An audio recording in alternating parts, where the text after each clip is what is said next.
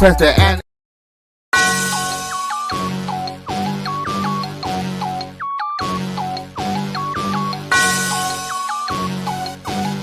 Yeah. I love my HBCU. And boy, I love it, love it. I love it, love it. I love my HBCU. And man, I hope my team they won one. Yeah. I hope my team they won one. Yeah. Man. I hope my team they won one. I hope my team they won one. Yeah. I tune into the HBCU Sports Lab to see if my team won or lost. If they lost, I'm quiet as a mouse. But if they won, keep tab. I'ma do the dab, yeah. Dr. Cavil, he know what he be talking about. Mike and Charles, they know what they be talking about. They compress the analytic data with the hip hop. If you know them like I know them, they gon' tell you if your team, if they won or lost, and who the ball. So listen to Professor, yes sir, and pay attention, cause he gon' teach a lesson.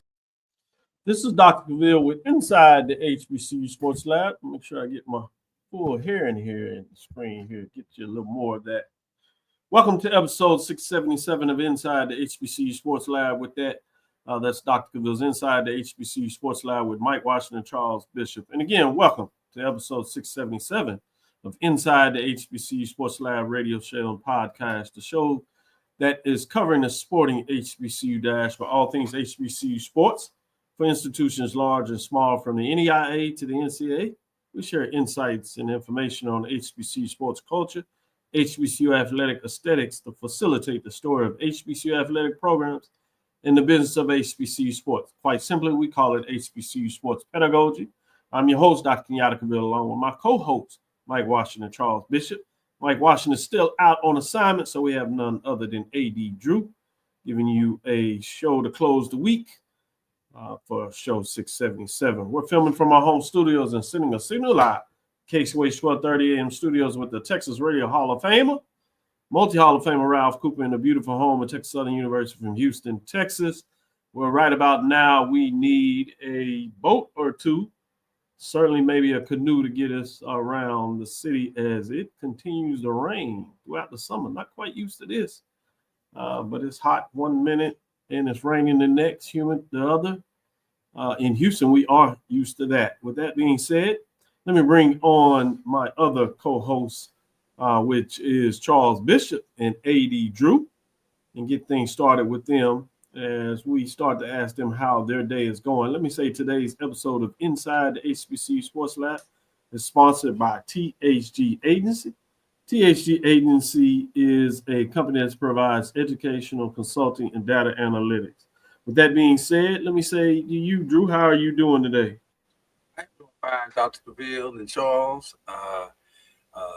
It's not just raining in Houston, but it's raining here in the metro Atlanta area also. We just had a round of rain just rolled through here. Not as bad as you had on the other night, Charles. And speaking of talking about rain and storms and everything else, I just want to take a point of special privilege and say hello to the executive director of the MEAC Swag Challenge and the Celebration Bowl, John Grant. We know he's out there listening somewhere. So I just want to take a point of special privilege to tell him hello. With that being said, and you're right, it sounds like we're all used to finding ways to deal with the water side of things, and we're not talking about the aqua parks. Charles, how are you doing today? I imagine you fighting through water and rain yourself, huh? Yeah, fighting through water and rain. But, one of the things today, Doc, doing well, but I've been getting so many texts and calls today. They said there's a provocateur out there who's promoting that Jackson State and Florida A&M is a rivalry. And I don't know who that provocateur is, but I'm going to find out who that provocateur is, because I don't. I said there's no way. There is no way. Somebody's out there really saying that Florida A&M and Jackson State are rivals. That tickled me. Like, hey, usually I would say that we need to get some news of the day. We might have to push that. Let's push it. The end of the show, but I think this is more entertaining for the folks. And I think we need to find out something here. We need to finally have a discussion between folks that are associated with these given institutions. They are multi-alumni, so they have background, what it means in terms of rivalry, in terms of different institutions that they have graduated from in terms of becoming alumni. So it's unique. And we have these two gentlemen. One that certainly is connected and it represents Jackson State. The other one is connected. It represents FAMU as Florida A&M University. So let me start with you, Charles. Since you put this on the table, how are you defining rivalry? And why do you say that Jackson State and FAMU is not a rivalry? I think a rivalry has to have good give and take, where, you have one team that wins, the other team wins. There's a good balance of wins and losses, and it builds up, it builds up, and there's some anticipation. If you have to tap the other team on the shoulder to let them know that they're a rival, that's not a rivalry. Let me follow up before I ask Drew his perspective on that. Just so we're clear, are you referencing one sport or are we talking about multi-sport? Well, one sport in particular, but I think the overall gist, it's not a rivalry, not yet. What sport are you referencing since you talk about one sport in particular? What is that particular sport? That particular sport would be football. I understand. I know the HBCU community sort of has this when FAM shows up, but it just doesn't quite happen with regards to Jackson State. So. All right. Well, let me turn to the other side of the courtroom, if you would, or debate stage. Go to you, 80 Drew. Let me reframe this question from your perspective. How do you define rivalry? I think I need to take a pause and give everybody the framework of where this discussion is even coming from. 2 Sundays ago, on the BCSN Sports Wrap, we had a discussion about sports rivalries, specifically in football, since football season is coming on. All right. We listed 3 different categories for rivalries when we did it. We took, since the pandemic, which is 2021, which just happens to coincide with when we had all the switches in the conferences with the BAC teams and the SWAC teams. So we discussed rivalries since then, recent rivalries. We discussed rivalries since the turn of the century, since the year 2000, and then we discussed historic rivals. All right. Now, that out the way how we got there, let me give you the definition of an athletic rivalry. An athletic rivalry is a form of intense competition between 2 or more sports teams or athletes, often fueled by factors like geography, proximity, historic matchups, and shared cultural identity. These rivalries can manifest into heated competition, extend beyond the playing field, and impact fans, management, and even the broader cultural landscape. Now, get into what Charles is so upset about. No, there's no upset. Wait, okay. Right? Charles, that one eyebrow went up while the other one stayed down. You upset, bro. I've been around you too long. Anyway. Better word is maybe perturbed, not upset, but okay, perturbed. Tickled? Yes, tickled. Yes. Yes, and started to do pure correct. Carlos started it off. We carried it on our show. So, anyway, giving that definition, I made the bold statement and said you would have to consider FAMU Jackson State a recent rivalry since FAMU joined the SWAC. Why do I say that? Because for the first 3 years, the only loss these two had to each other in SWAC competition was to each other until last year. Championships have been decided by that one particular football game. Once again, since 2021, Charles, I'm not talking historical. Give it the definition that I just of course gave. not. The proximity, the historical matchups. Yeah, we had that one dub, but y'all won't let it go. So it's historical. It's historical. Yeah, we know when y'all came down to Miami and whooped our tail. We know that's out there. And Charles, be it not for two boneheaded plays in the fourth quarter last year. There they go. No. There they go. Be it not for two boneheaded plays. That is a totally different ball game. That is a totally different ball game, Charles. I'm not saying Jackson State would not have won that game. That is not what I'm saying. But that game was turned around on two plays of a fumble and a pick six on back-to-back possessions. If was a fifth, we'd all be drunk. That game, and what game helped determine the SWAC division championship last year? That game, because that's what started the downslide for Florida A&M. Yeah, we hadn't lost the Valley yet, everybody. Don't forget that. We had not lost the Valley at that point. Jackson State was the first one to put that L on us. So, given those definitions, historical matchup, shared cultural identity. What's the one identity outside of football that we share, Charles? It's our bands. We share that. We share the conference. It's been do we share bands? Heated rivalry. One travel. And this extends beyond the playing field. If you and I talking about this on this podcast is not extending beyond the playing field, I don't know what it is, Sean. One of the bands travels. I'm just See, there we go. Taking shots. All right, Drew. And last thing. Broader cultural landscape.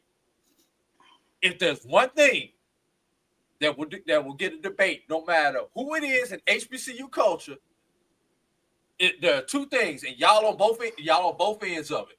There's Southern Jackson State and FAMU Jackson State. Those two will get a conversation started, whether you're a fan of those two schools or not. That's why I said it's been a rivalry since 2021.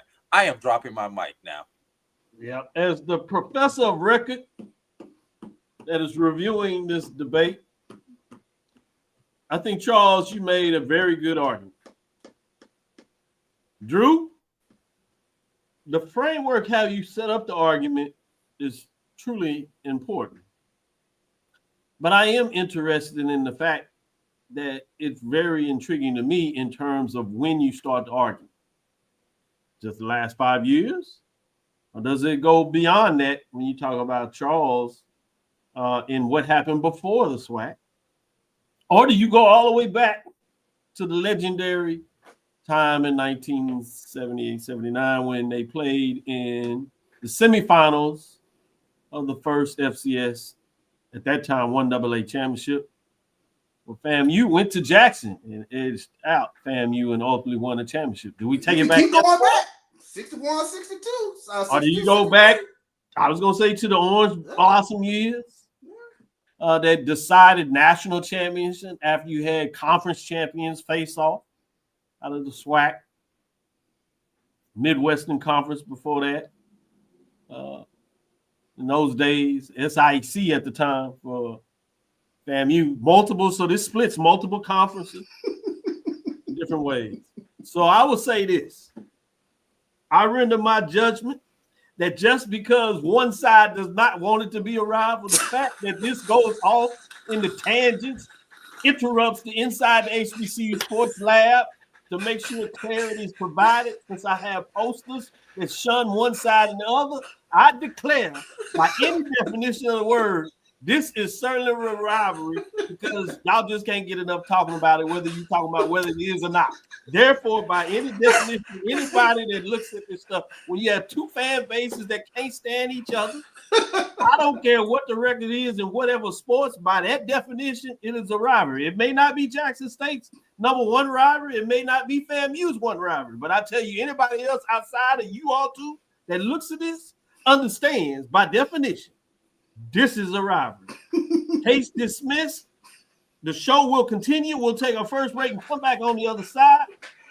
and flip the script and get into the next side where there is also rivalry. We'll talk about a little band talk to see how much further we can get into these folks' disagreement, particularly when you talk about one band that travels and the other one that doesn't. One band, one sound. Let's take our first break and come back on the other side.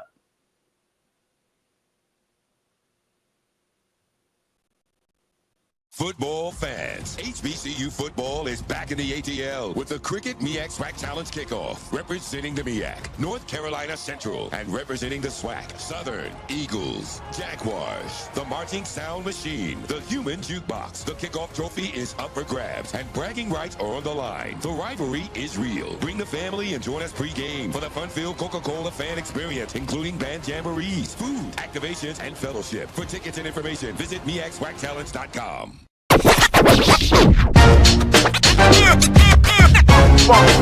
It's like a loop machine. All around town, people trying to get down.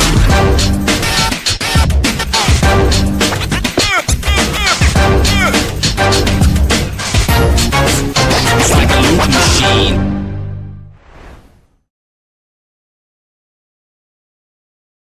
The Cavil Group is a Florida-based marketing and training consulting firm. We help businesses communicate to their target audience and engage them in conversation. We also help to expand their audiences, which will ultimately result in growth for those organizations. In addition to being a certified constant contact specialist, my colleagues and I are also certified in John Maxwell Leadership Principles. We use these proven principles to conduct workshops, training, and private coaching sessions for individuals and companies looking to take things to the next level. Contact us to schedule a free consultation. Issues today, don't delay, call Cavil. This is the Dean of the College of HBCU Sports, Kenyatta Cavil of Dr. Cavil's Inside the HBCU Sports Lab with Mike Washington and Charles Bishop. Come mix it up in the lab where the course lecture is in session every Tuesday from 6 o'clock p.m. Central Standard Time on Facebook Live, YouTube Spreaker, or the BCSN app, as we discuss all things about the HBCU sports culture, including exploring the week that was in the sporting HBCU diaspora, as well as the upcoming week of HBCU sports. With me, the Dean, the College of HBCU Sports, on Dr. Cavil's Inside the HBCU Sports Lab with Mike Washington and Charles Bishop. Course, lecture, Compress the analytic data with the hip hop. If you know them like I know them, they gon' tell you if your team, if they wanna lose, and who the ball. So listen to Professor, yes sir, and pay attention, cause he gon' teach a lesson.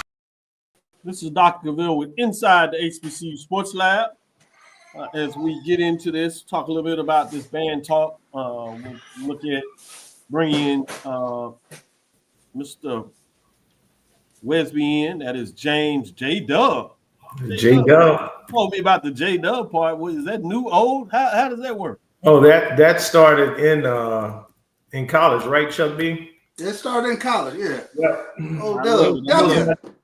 It went from James Westby to James J.W. to Dubs. So I just said no, just leave it at J. Dub. But I go home, go to school, and it's still Dubs. What up, Dubs? So I like it. I got a line brother, for that matter, named Johnny Walker.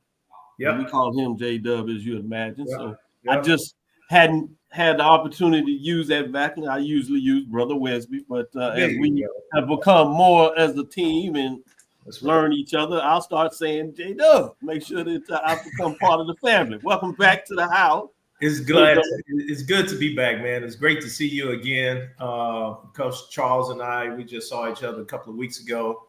And Drew, is a pleasure to meet you, my brother, although you're so wrong with the rivalries, but I'm not going to say that. I think this is going to be the perfect segment for those that said once again, since 2021, please put the asterisk by this argument for me. I'm tired of y'all folks. Since 2021. Hey, I've already ruled. They can say what they want. Don't worry about it, Drew. The judge, the professor of record that hands out the grades inside the sports lab, That's has right. his grade. Now you can go ask for audit. You can take this to the department chair. You can take it to the dean. Hell, you can take it to the provost. Right to the president and the board for all I can get. But I know what y'all don't understand. I take copious records. I wish you would challenge the grade that I put on the table. You go to work. That's right. Thank you. For those that did not recall, see, Dr. Carey understands this as well in terms of writing them grades in the letter book. He'll tell you. He might not side with my argument, but he know if I keep the records, the grade will stand.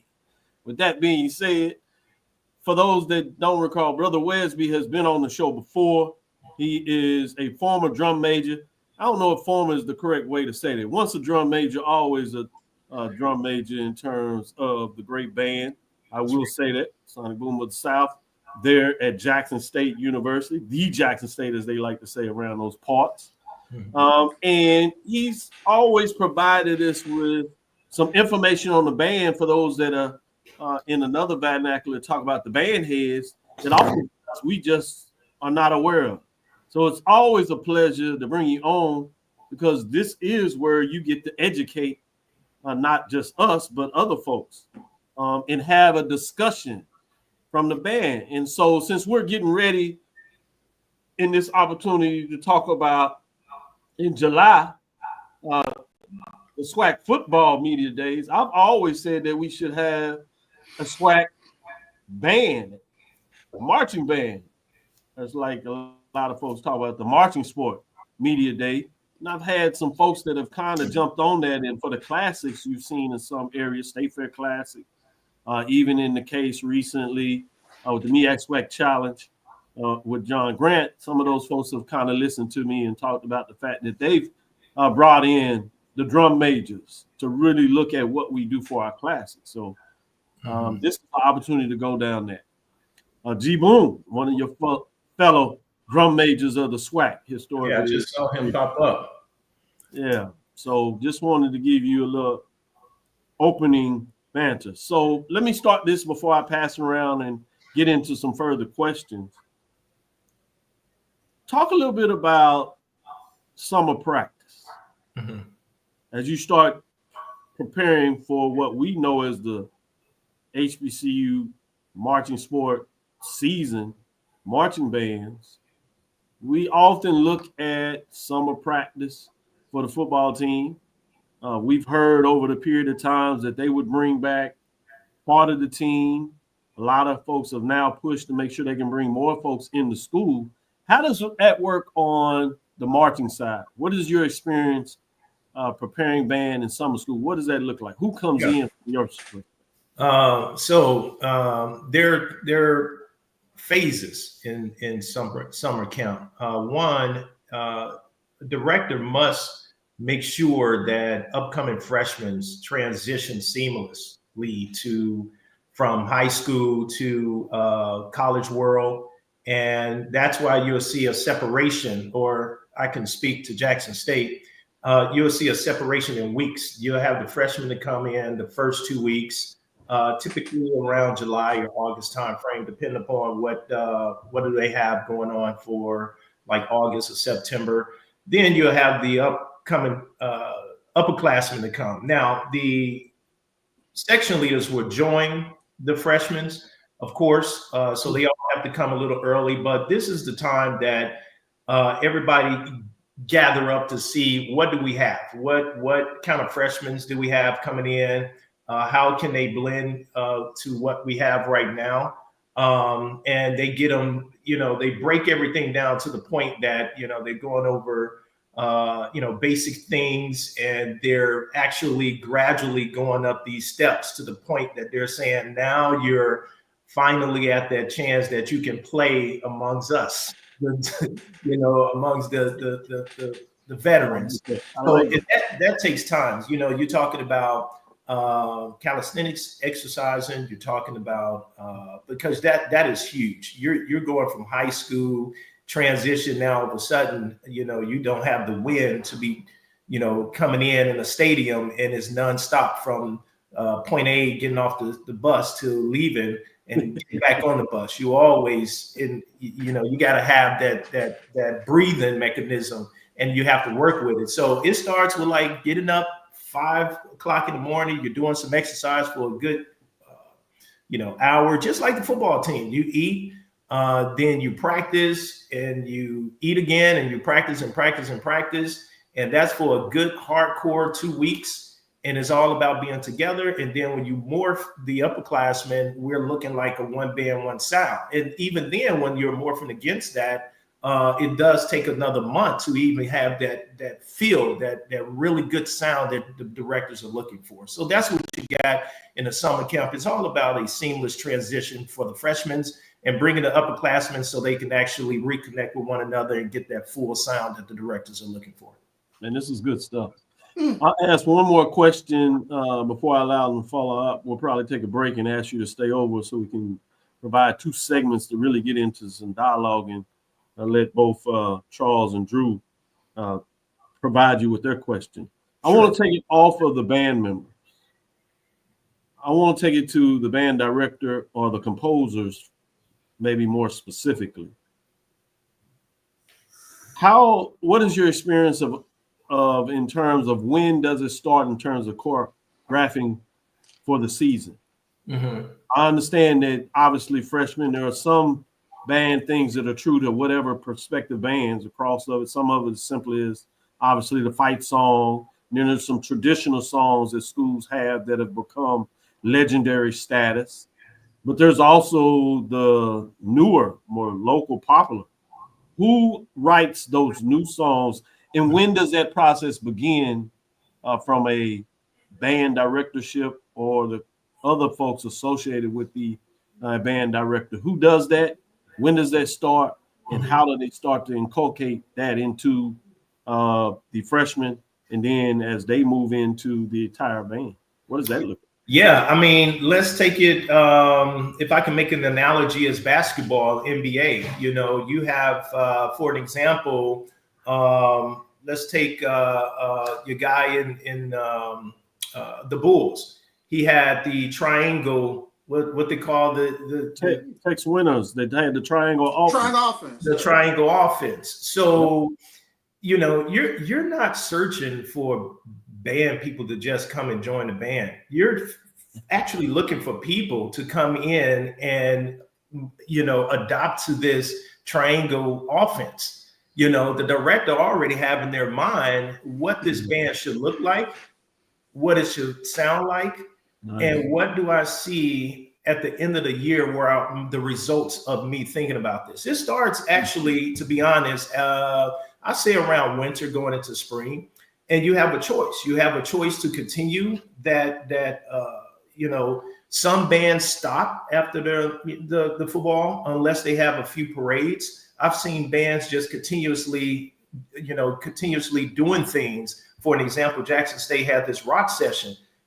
So what does that mean? That means that they don't stop. They're still practicing their craft. So when they bring the freshmen in, and I'm looking at this triangle offense, and I need certain trumpets. I may have been lacking in sousaphones or tuba. So what I need to do is think about how am I recruiting now. So I just don't have to recruit for. I'm sorry.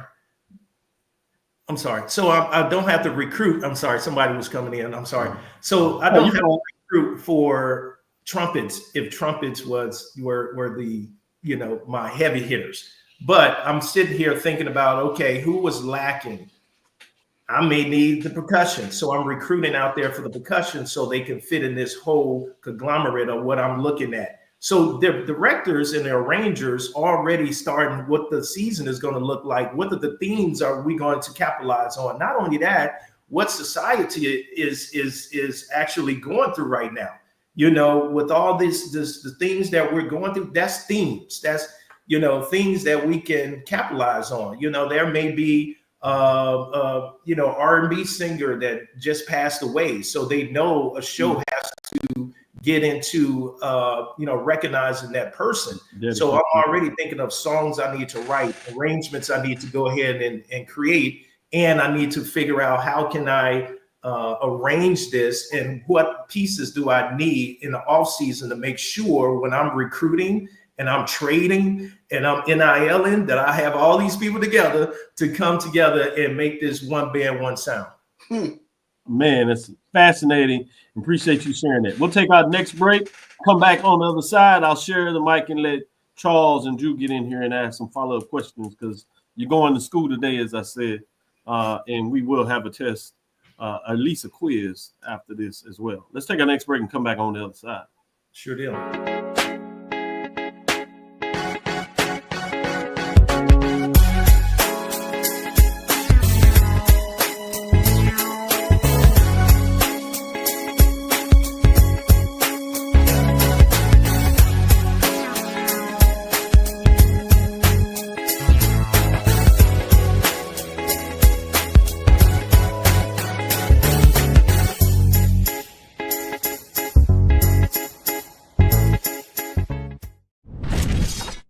There's a shot. Shot to that right. might be. It could be.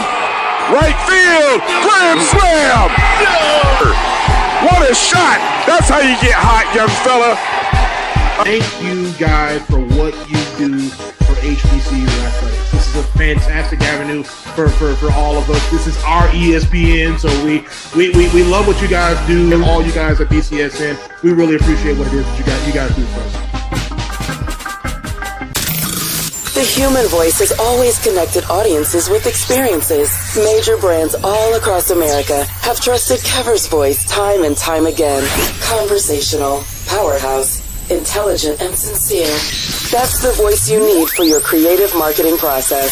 KEAVERSVOICE.com. Kever's Voice, Kever's Voice, KeversVoice.com. Always on, all the time. This is Brian Fulford. AD Drew and I are co-hosts of the BCSN Sports Wrap. We talk about all things related to HBCU athletics. From the games, teams, coaches, and fan interest stories, we cover it all. You can find our shows on Facebook at BCSN Sports Wrap, YouTube at MyJBN Online, and everywhere you listen to podcasts like Anchor, Spotify, Google, and Apple Podcasts. You can also find the show on the Jericho Broadcast Network's app. Make sure to download. We look forward to you joining the conversation and being a part of the show. Football fans, HBCU football is back in the ATL with the Cricket MEAC SWAC Challenge Kickoff. Representing the MEAC, North Carolina Central, and representing the SWAC, Southern, Eagles, Jaguars, the Marching Sound Machine, the Human Jukebox. The kickoff trophy is up for grabs, and bragging rights are on the line. The rivalry is real. Bring the family and join us pre-game for the fun-filled Coca-Cola fan experience, including band jamborees, food, activations, and fellowship. For tickets and information, visit MEACSWACchallenge.com. Compress the analytic data with your hip-hop. If you know them like I know them, they gon' tell you if your team, if they wanna lose, and who the ball. So listen to Professor, yes sir, and pay attention, cause he gon' teach a lesson. We have Mr. James Wesby. I like and have the privilege to be able to call him Brother Wesby. And now, J-Dub.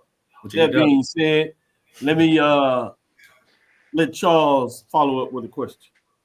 Yeah, James, and I want to ask this question in terms of the social media piece of bands and how they go about branding various bands. And we just saw, sort of the next innovation.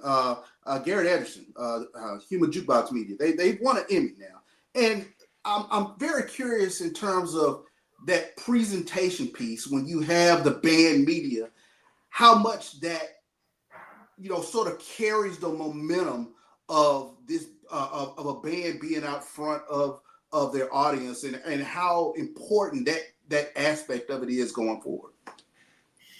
Yeah, that's a loaded question, Charles. I think that it's time from a if you really think about the amount of views that certain bands receive during a show, or just being live videos.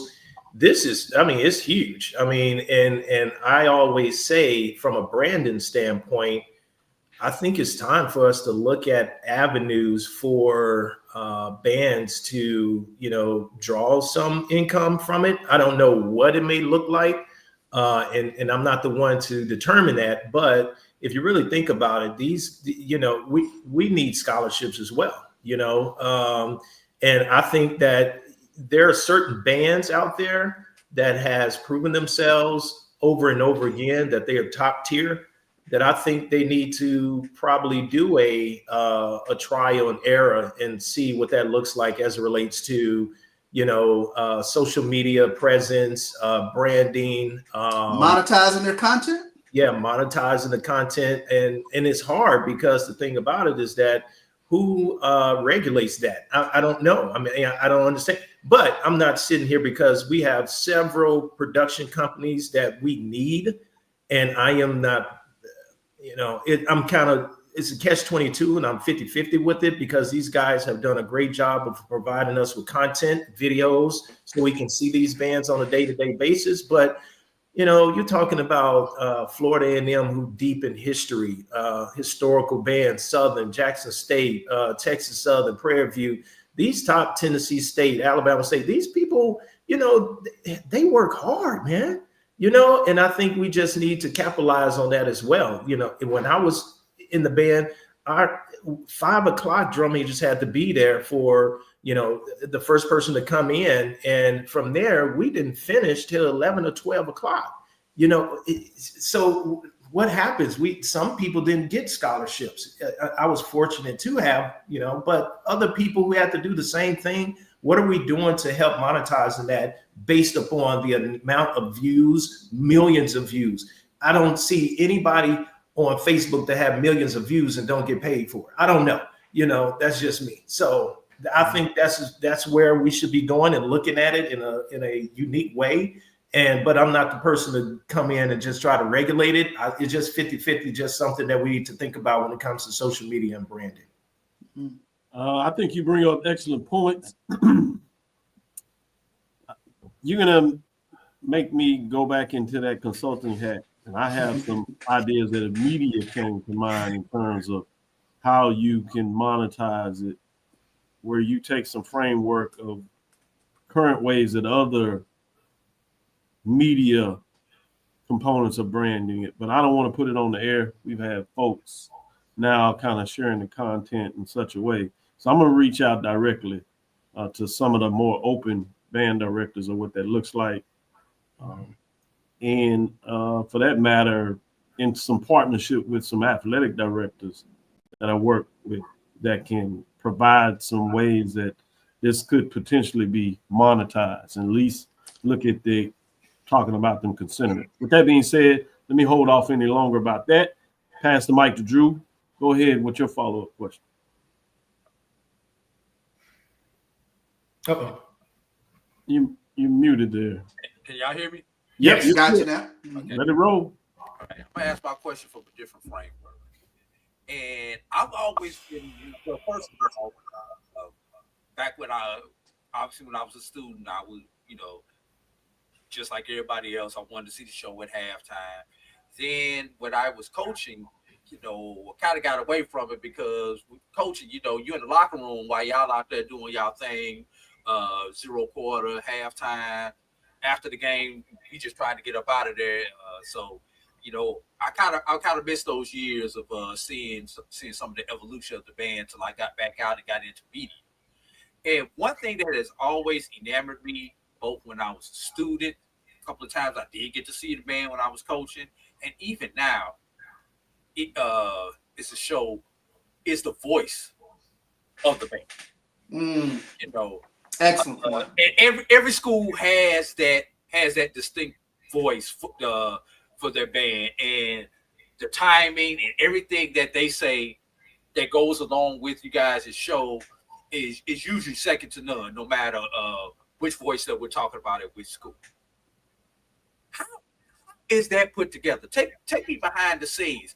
Do y'all write the script for them? Do they see the show? If they write the script, is it a collaborative effort? And how is that done? And sometimes is it done on the fly like a comedian does? He may have his punchlines and his jokes, but he reads the audience and then he changes stuff up. Talk to me about that part of it, because I don't think that's something that we talk about a whole lot.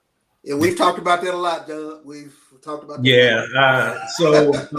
This how it goes. So you have a show that is a collaboration. To your point, it is a collaboration.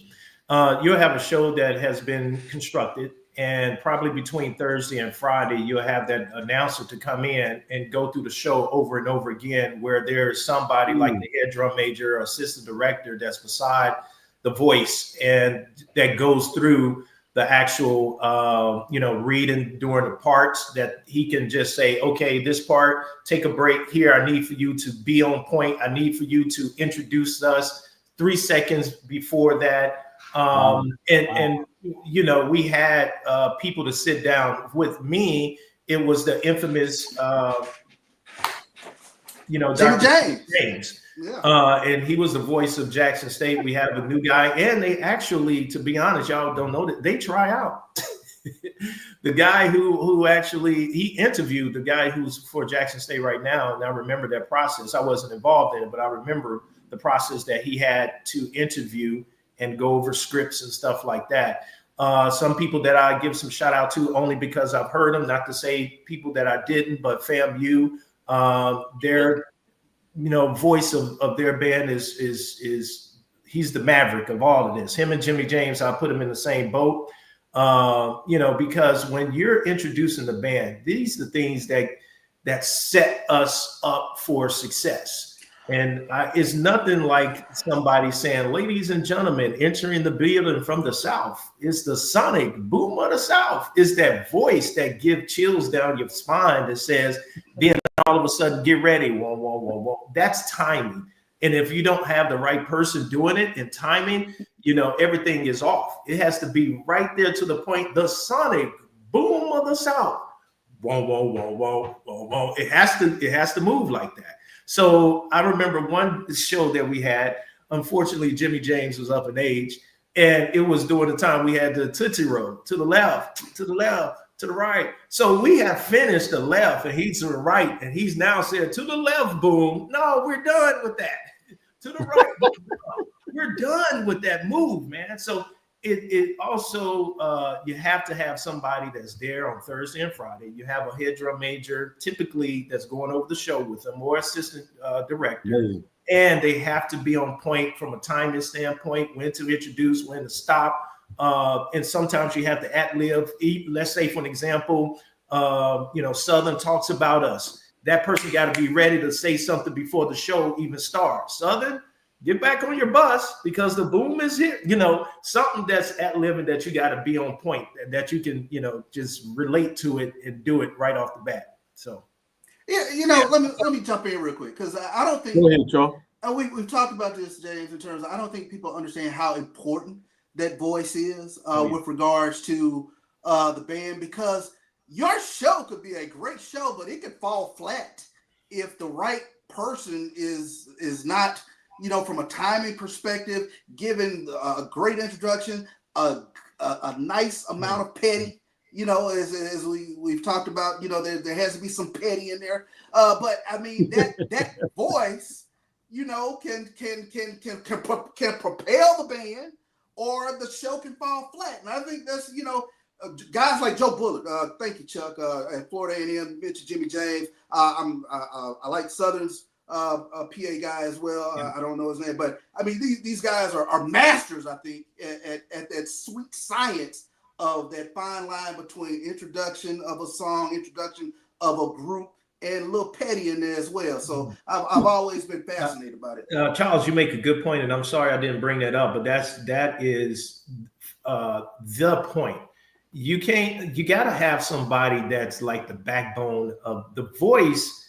Like I said, it set the stage, and you can't be there with a tremendous show and have somebody timid that is talking about the show. They have to have that rundown to the point that they have to get the fans involved. They got to get them touched. They have to get them emotionally touched of what's going on the field. And if not, like you said, Charles, you can have the best show in the world, but if that announcer is not on point and he's at a point that he is seeing the crowd and the crowd not moving, he has to get, or she, they have to get that thing up and revved up so we can have a execute our show at a high level. And that goes from, having that voice that's behind us, helping us through this show. So Darren, that's right. Darren's the guy out in Southern. He's also a Maverick as well, man. But these are masters of voices. And it's so funny that it's not funny. It's amazing that the voice of FAMU, the guy has been there forever and ever. He just know what to say at what time. Joe Bullock was the voice of FAMU when I was in school in the 90s. Yeah. Bullock, he's a master. He's a master. Yeah, he's a master of voice. I think he ought to have a training of how to voice with the band. Oh, that's really nice. Yeah. So in other words, the voice, it may not make the show, but it can't break the show. Oh, yes, sir. No doubt. Man, great information, great questions. Thank you, gentlemen, for doing that. We'll take a little personal privilege before we go to this next break. I want to say this opportunity, obviously people know by now I'm a member of a fraternity, Alpha Phi Alpha Fraternity Incorporated. You all know Charles is a member of the same fraternity, as well as James, and they happen to be part of the Delta Phi chapter. A couple of weeks ago, they had their reunion. And while we all have our brotherhood, folks that are in fraternities know how special, one, your line is, obviously, and those that usually preceded you, and those that came behind you. And sometimes it extends from that. And in that era that you were part of your organization at the institution, there's a lot of memories about that. And it's a very special bond. And when we go to state, regional, nationals, and this is for any organization, obviously provinces when you use it in terms of other components, and I imagine the same way with sororities. That kinship as you cross during the years, you get into the workforce is extremely special. But there's something about the bond that is within a chapter. And when a chapter has the freedom and allows other folks to mix, or at least a person to mix within that chapter, is extremely special and a different opportunity when you do that. And I had this opportunity recently with Delta Phi. So I wanted to come up on air and say thank you for those brothers that treated me as if I was part of the chapter, not just part of the fraternity. And I'll take this also with Delta Gamma over there at Alabama A&M, with some of the brothers that we've collectively over the years created our own page, our own persona that extends in a lot of ways throughout the SWAC. And so I have something I'm doing to recognize that in terms of a jacket I want to put out there, but it was really special for me able to spend some time in the evening with you all to welcome me into not just the brotherhood, but the chapter. So I want to say thank you to you all too, and the rest of the brothers that were so open that evening in terms of giving me a chance to kind of spend that special moment with y'all. So thank you for that. No problem, my friend. You're always welcome, man. And to your point, I'll be very brief. The retreat was created in order to handle the conditions that we're in as men, health, finance, whatever the case may be. So if you're in a fraternity, sorority, whoever's watching this, and you have a specific unique bond in an organization, I just challenge you all to go out and try to do a retreat and get back to one another, because you never know what a person is going through. And we need to grab those individuals and let them know we are here. This is the reason why we got in such a elite organizations. That could be band, that could be any football or whatever. Grab one and hold on to them, especially in times like this. You never know who's going through it. So that was the reason why we created that retreat. And it was so good to see you once again, my friend. I appreciate that. Well, Sid will put a bullet on that, allow him to drop the mic on that, and we'll go take our last break. We'll come back on the other side and get into some more talk. So thank you, Brother James Wesby. J-Dub for giving me a J-Dub, A5, man. Love to see you guys, man. Y'all continue doing what you're doing. Be blessed. We will. Appreciate you.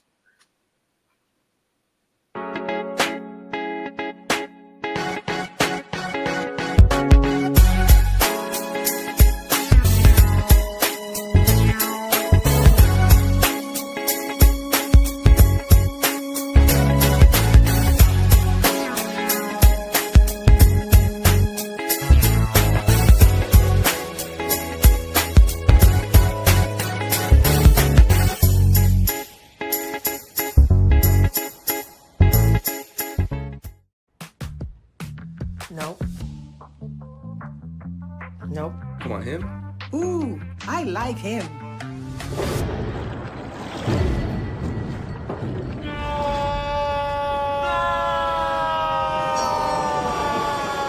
Quick, the quicker picker-upper. Bounty picks up messes quicker, and each sheet is 2 times more absorbent, so you can use less. He's an 8. He's a 9. Bounty, the quicker picker-upper. This is Ryan Fulford. AD Drew and I are co-hosts of the BCSN Sports Wrap. We talk about all things related to HBCU athletics. From the games, teams, coaches, and fan interest stories, we cover it all. You can find our shows on Facebook at BCSN Sports Wrap, YouTube at MyJBN Online, and everywhere you listen to podcasts like Anchor, Spotify, Google, and Apple Podcasts. You can also find the show on the Jericho Broadcast Network's app. Make sure to download. We look forward to you joining the conversation and being a part of the show. This is the Dean of the College of HBCU Sports, Kenyatta Cavil of Dr. Cavil's Inside the HBCU Sports Lab with Mike Washington and Charles Bishop. Come mix it up in the lab where the course lecture is in session every Tuesday from 6 o'clock p.m. Central Standard Time on Facebook Live, YouTube Spreaker, or the BCSN app, as we discuss all things about the HBCU sports culture, including exploring the week that was in the sporting HBCU diaspora, as well as the upcoming week of Morehouse College in Tuskegee. Compress the analytic data with your hip hop. If you know them like I know them, they gon' tell you if your team, if they want a law, and who the ball. So listen to Professor, yes sir, and pay attention, cause he gon' teach a lesson. This is Dr. Bill with Inside the HBCU Sports Lab, as we had an interview that took you to the present. I want to go a little bit about the past, and then we're going to talk a little bit about the persistent, give some thoughts in terms of where we will go next week, because I want to get into some dialogue in terms of what that's looking like as we do that a little bit. So last night you had the NBA draft. As we talk about the past, as we're titled by HBCU Sports, we had courageous HBCU basketball players that were honored during the NBA draft, 2025 draft last night. They looked at these players during the 2025 NBA draft: Chuck Cooper, Earl Lloyd, and Nathaniel Clifton. The first black players to be drafted and played in the league were honored for the 75th anniversary of their achievement. The sons of the three players joined NBA Commissioner Adam Silver on stage along with Naismith Basketball Hall of Famer Oscar Robertson and 4-time NBA champion Andre Iguodala to honor their fathers' legacies and contributions to the game of basketball. Chuck Cooper, Earl Lloyd, Nate Sweetwater Clifton, boy, I love that nickname, 3 NBA pioneers, the league for the first black players who 75 years ago made history, unquote, said Silver. Quote, as we continue to welcome the next generation of players into the league tonight, we also celebrate the accomplishments of these legends who came before them, end quote. Commissioner Silver also acknowledged the players' sons, saying, your fathers hold a special place in the creation of the modern NBA. They were courageous, they showed resolve, and they represent a thread that continues today. The power of sports to bring people together. We are honored to recognize the lasting contributions to the black players. As you know, Chuck Cooper was the first black player drafted by the NBA, selected by the Boston Celtics with the 13th overall pick in 1950 draft. Then you have legendary Earl Lloyd, which a lot of HBCU fans certainly know. Earl Lloyd, selected with the 100th overall pick by the Washington Capitals out of West Virginia State, is the first black player to play in the NBA game. Lloyd played with West Virginia State from 1946 to 1950, leading the team to consecutive CIAA championships in 1948 and 1949. Those that had a chance to see Black Magic, the documentary really goes into that. So if you have young people, children, or folks that you're teaching in lecture and classes that hadn't seen that, if you can find a way to fold that into your class, I think it's a beautiful opportunity to share the legacy of African-American black people in this country in general, specifically the tie to HBCUs, I think is magical, which leads us to another one. in terms of Nate Sweetwater Clifton, alumnus of Xavier University of Louisiana, entered in the NBA after an Army stint and 5 years playing for the New York Renaissance. Think about that, in the Harlem Globetrotters, respectively. He signed with the New York Knicks, becoming the second black player to sign in the NBA contract. In his 8 NBA seasons, he averaged 10 points and 8.2 rebounds. So I wanted to kind of acknowledge that, going a little bit back into the past to make sure that we understand and honor our history. Also want to go persistence a little bit. This is special to me here. She's connected with SWAC over the years, stepped out of that, trained and honed the skills, and came back to Texas Southern University in the SWAC, which is none other than the women's basketball coach, Renette Skeet, who inked a multi-year extension. This started and was approved by the board that was pushed over by Dr. Kevin Granger. The contract extension with Skeet, Texas Southern University, pushes her through 2028 to 2029. Season listed a salary of $165. I need to make sure I catch up. According to HBCU legend with Coach Skeet, I need to go into the pockets and borrow a little money. As they say around my parts, loan me some money, you'll never be broke.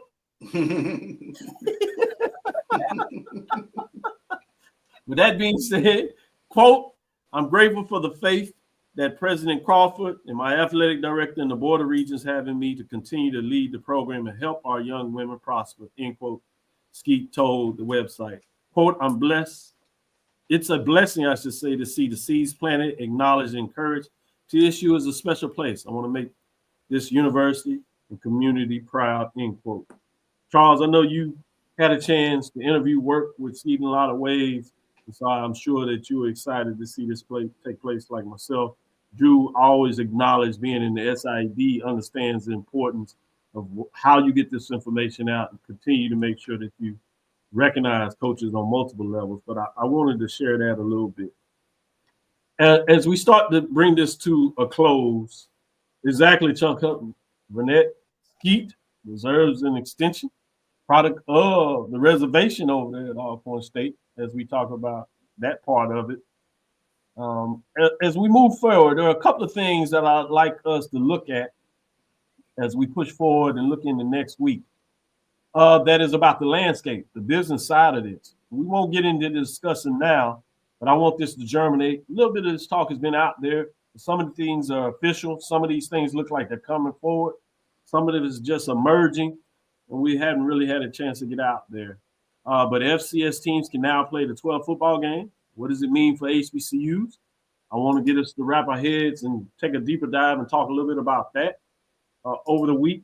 So I'm going to give you a chance to have a little bit of homework assignment and look what that looks like. The NCAA stated, quote, just to get you started on this, quote, "Moving forward, FCS programs will be able to compete in 12 regular season games yearly, with the regular season starting 13 weeks before the FCS championship selection date.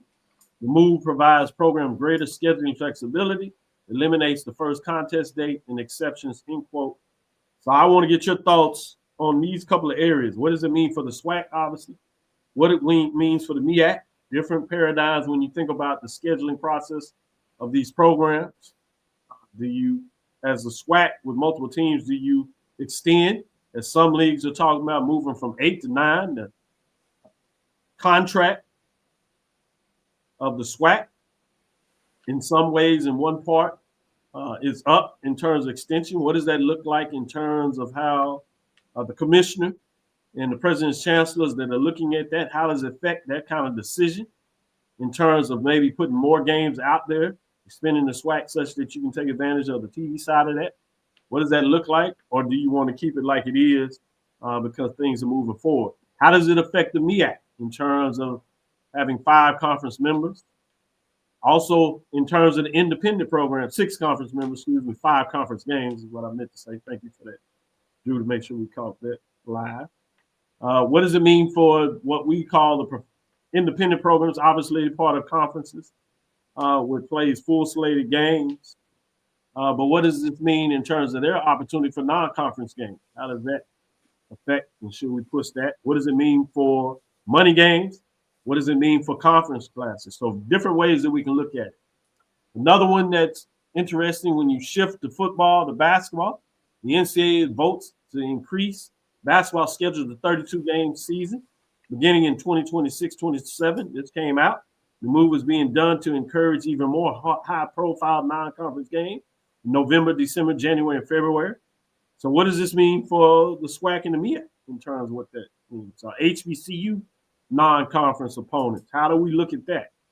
How does this affect scheduling from basketball? Do you push and move games back to January? January time frame. Do you even take the opportunity to push into December?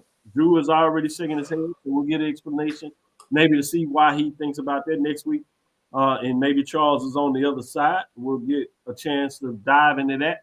Again, I want the lab listeners to do a little homework and get their own thoughts. Send it to us so we can make sure that we can break that down. The last one that I want to put out there is a homework assignment for you to consider and really take some time to do some back study to this. A decision on whether or not to expand the NCAA men's and women's basketball tournament will be made in the upcoming weeks. Sources have told ESPN. It looks like they're talking about moving to 76. It might just go to 72. For those that do not realize, current format is for 68 teams. What does this mean for HBCUs in terms of the first round? I know some people like to call it the play-in, but it's the first round game. What does this mean in terms of, shout out to Charles Edmond, that oftentimes on Carlos Brown's show talks about moving off that 16 seed line. We've seen that at Norfolk on the women's side. And this expansion will be both for men's and women's. So what does it mean in terms of the seeding? In a lot of ways, to me, this shifts down the number of 16 seeds that go in there. Mm-hmm. It becomes harder to move up that seed line even more now. We'll get a deeper dive to make sure folks think about that. So those are some of the things I wanted to put on the table. We won't discuss them now because we've given you a full show. But as I said, this is the lab. These are the professors. So at times, we'll give you homework assignments to think about as we move forward and decide to discuss in depth later in our different programs. If not on the Inside the HBCU Sports Lab, we'll do it on the network, Black College Sports Network, whether that's with Sports Rap on Sunday with Brian and AD, or whether it's with Carlos Brown in terms of what they do on Saturdays with the Carlos Brown Show. And certainly that O&G Strike Zone, wonder whether they'll get in the definition of a robbery too. I've made my judgment. The grade is in it. I dare you to try to find a way to change it. I'm going to write you up, send you on your way. Anyway, maybe the O&G Strike Zone will decide to opine on some of this as well. But with that being said, I do want to say to the lab listeners, you are appreciated. Thank you for your time and energy of what you bring to the show. Thank you for listening inside the HBCU Sports Lab. Make sure you share your podcast with your friends and colleagues. I am Dr. Cavil, the Dean of HBCU Sports, coming from inside the lab in the College of HBCU Sports with Mike Washington and Charles Bishop. I have confirmed that Mike Washington will be in Birmingham for the SWAC Football Media Day. So while he is been on business, he's carved out time to make sure he will be in house for Birmingham for SWAC Football Media Day. Maybe that means that he's going to come back to the lab during the fall season. We'll see what that means. It seems like he takes his break. You know, some folks in the business, they get to take sabbaticals. Mike takes his own time with his sabbaticals, and I don't know how he still gets paid with that. I don't know. A contract like that, Charles. We got to figure that one out. We need to go back to the management team, Drew. Again, we want to thank you for listening to Dr. Mills Inside the HBCU Sports Lab with Mike Washington, Charles Bishop, 80 Drew, and the rest of the BCSN team out there, Brian, Roy, and others that give us a great opportunity of sharing this love about HBCU sports. That's Tuesday and Thursday, 6 o'clock to 7 essentially. As we get ready for the football in the fall, remember, we will come back and bring you a show on Sunday morning as well. Follow me, Dr. Kenyatta Cavil. That's DrKenyatta-Cavil. That's Threads, Facebook, and Instagram. Thank you, Dr. Carey, in terms of acknowledgement. Inside the HBCU Sports Lab on YouTube and Facebook. Dream big. Continue to move forward. We will talk with you soon. Charles? Of course. Drew? 59 days to MEAC SWAC Challenge kickoff. Lecture. Dismiss. night, everybody. No doubt.